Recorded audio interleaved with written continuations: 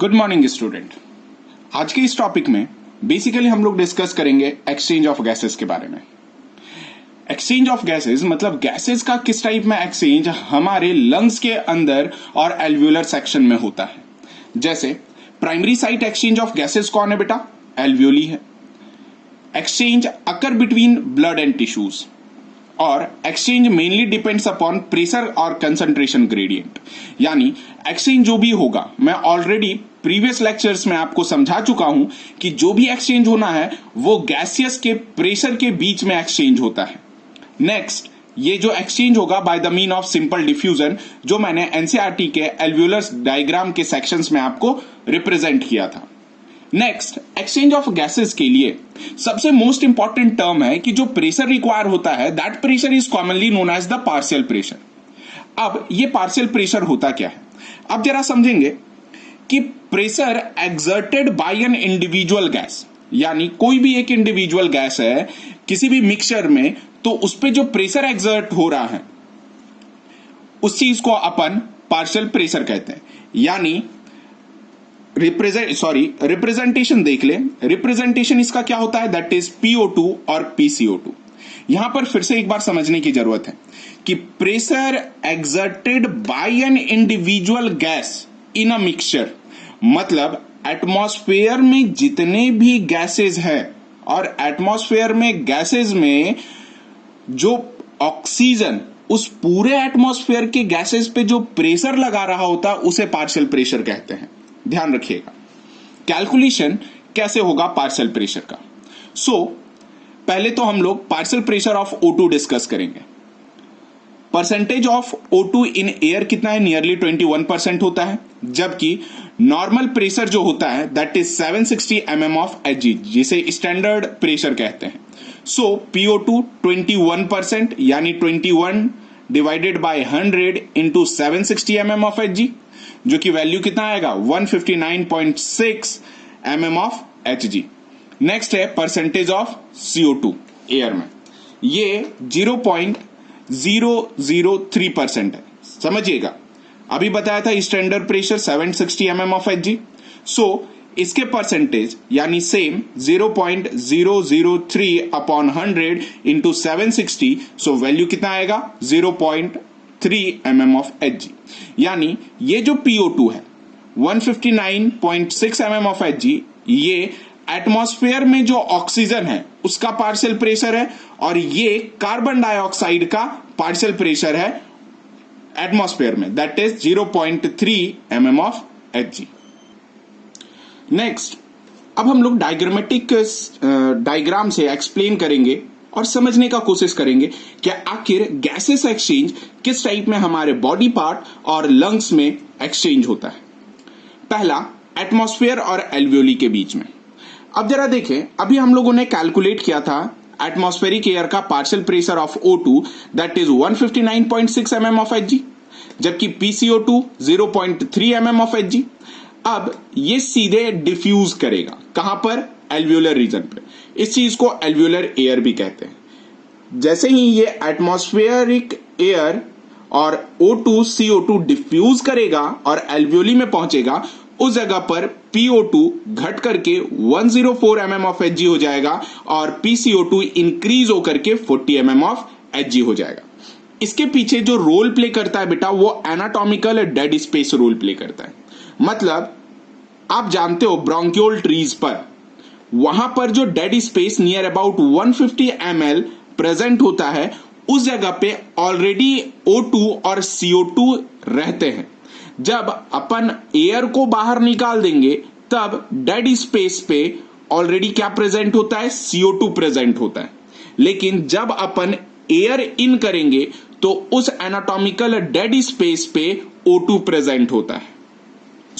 यही कारण है कि PO2 104 mm ऑफ Hg होता है और PCO2 40 mm ऑफ Hg होता है। कोई भी अगर आपसे क्वेश्चन पूछे कि Y PO2 changes or decreases from the atmospheric air to the alveolar air, the answer is anatomical dead space. Next, अब जरा देखेंगे, यहां पर मैंने ब्लू से डीऑक्सीजनेटेड और रेड से ऑक्सीजनेटेड ब्लड को डिनोट किया है अकॉर्डिंग टू द एनसीईआरटी।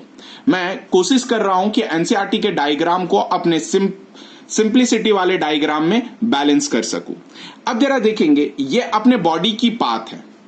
जैसे मैंने हार्ट को बाइफरकेट कर दिया है, यानी लेफ्ट हार्ट जो कि लेफ्ट साइड की होती है, ये एक्चुअल में बॉडी पार्ट्स को दे रहा है, यानी लंग से ले रहा है, बॉडी पार्ट को ट्रांसफर कर रहा है। और याद रखिएगा, मैंने यहां पर दो हार्ट नहीं दिखाए कि ह्यूमन में ये दो हार्ट होते हैं, जबकि मैंने यहां पर सेक्शन दिखाया, ये लेफ्ट आर्ट्रिया और वेंट्रिकुलर और ये राइट आर्ट्रिया और वेंट्रिकल्स, नथिंग एल्स। इसलिए आपको समझने में आसानी होगा, दैट्स वाई। अब जरा देखें यहां पर कि पहले तो अपन डीऑक्सीजनेटेड ब्लड के बारे में बात करें। उससे पहले आपको पता होना चाहिए कि बॉडी में दो टाइप के पाथ होते हैं। हार्ट और लंग्स के बीच वाले पाथ को पल्मोनरी पाथ कहते हैं। मैंने ऑलरेडी बताया था, पल्मोन जो वर्ड है ये अपने लंग्स के लिए लिया गया है। सो ये क्या हो गया, हार्ट और लंग्स के बीच के पाथ को पल्मोनरी पाथ कहते हैं, जबकि हार्ट और बॉडी पार्ट्स के बीच वाले पाथ को सिस्टमिक पाथ कहते हैं। सो नेक्स्ट इस जगह पर देखेंगे कि जो राइट हार्ट है, that is the pulmonary artery से टिश्यू से ब्लड को कलेक्ट किया, इसमें PO2 तो कम होगा क्योंकि ये डीऑक्सीजनेटेड पार्ट है, और PCO2 क्या होगा, ज्यादा होगा। क्यों? क्योंकि टिश्यूज के अंदर ऑक्सीडेशन ऑफ फूड हो रहा था। सो यहां पर आप देखो कि एल्वियोली में 104 mm ऑफ Hg है O2 का, लेकिन CO2 का कितना है, 40 mm ऑफ Hg है। तो बेटा यहां पर एक चीज आपको समझने की चीजें हैं। समझने की क्या चीज है कि जो भी डिफ्यूजन होगा ये सिंपल डिफ्यूजन होगा, और simple diffusion from the region of high concentration to region of low concentration होता है। सो PO2 जैसे ही यहां पर होगा तो डिफ्यूज करेगा। डिफ्यूज करने के बाद PCO2 बेसिकली देखो, आप पल्मोनरी आर्टरीज में ज्यादा है लेकिन एल्वियोली में क्या है, कम है। सो PCO2 डिफ्यूज करेगा कहां से कहां, पल्मोनरी आर्टरी से लेकर के एल्वियोली तक। सो जब ये डिफ्यूजन कंप्लीट हो जाएगा, सो यहां पर क्या हो जाएगा, PO2 की वैल्यू 95 mm ऑफ Hg और PCO2 की वैल्यू 40 mm ऑफ Hg। अब ये पल्मोनरी वेन से होता हुआ लेफ्ट साइड ऑफ हार्ट पे आएगा, that is first collected in atria, then goes to the ventricles, then ventricles के बाद पंप होगा सिस्टमिक आर्टरीज से सिस्टमिक पाथ में एंटर करेगा। ये सिस्टमिक पाथ में PO2 और PCO2 की वैल्यू सिमिलर रहेगी, that is PO2 is equal to 95 mm of Hg और PCO2 is equal to 40 mm of Hg। अब जरा यहां पर देखें, जैसे ये टिश्यू के पास आया, टिश्यू के पास आने के बाद टिश्यू में PO2 की वैल्यू ऑक्सीडेशन होने के बाद ऑक्सीजन कंज्यूम हो जाता है, सो 40 mm ऑफ Hg से स्लाइटली लेसर होता है। और PCO2 क्योंकि रेस्पिरेशन का इवेंट हुआ और ऑक्सीडेशन ऑफ फूड में CO2 इंक्रीज हो गया, सो CO2 जो होता है 45 mm ऑफ Hg से स्लाइटली ग्रेटर होता है। अब यहां पर देखें डिफ्यूजन कैसे होगा, देखो हाइयर टू लोअर होगा। अब जरा देखना, ये diagram higher to lower and यहां पर क्या होगा, that is higher to lower, यानी PO2 क्या हो गया बेटा, PO2 डिफ्यूज होकर के सिस्टमिक आर्टरी से लेकर के टिश्यू में एंटर करेगा, और देन PCO2 कहां से, टिश्यू से लेकर के सिस्टमिक आर्टरीज पे जाएगा। अब जो एक्सचेंज हो जाएगा, एक्सचेंज हो जाने के बाद नेक्स्ट वन कि ये ऑटोमेटिक मूव करेगा इधर की ओर। मूव करने के बाद सिस्टमिक वेन से होता हुआ right side of atria, then ventricles पे आएगा, देन वेंट्रिकल से पल्मोनरी आर्टरी से पंप करके वैल्यू क्या हो जाएगा, PO2 इज इक्वल टू 40 और PCO2 45। अब यहां पर समझने की सबसे बड़ी चीजें हैं, और आप समझो इस चीज को कि आखिर ये कैसे पॉसिबल हुआ। अब इस जगह पर आप देखो 104 है और यहां पर 40 है, दोनों को माइनस करोगे कितना आएगा, समझ में आ रहा है ना कि कुछ ना कुछ हिसाब का लोचा है। अब आप बताओगे, कमेंट बॉक्स में ड्रॉप करोगे कि आखिर प्रेशर में न्यूमेरिकल डिफरेंस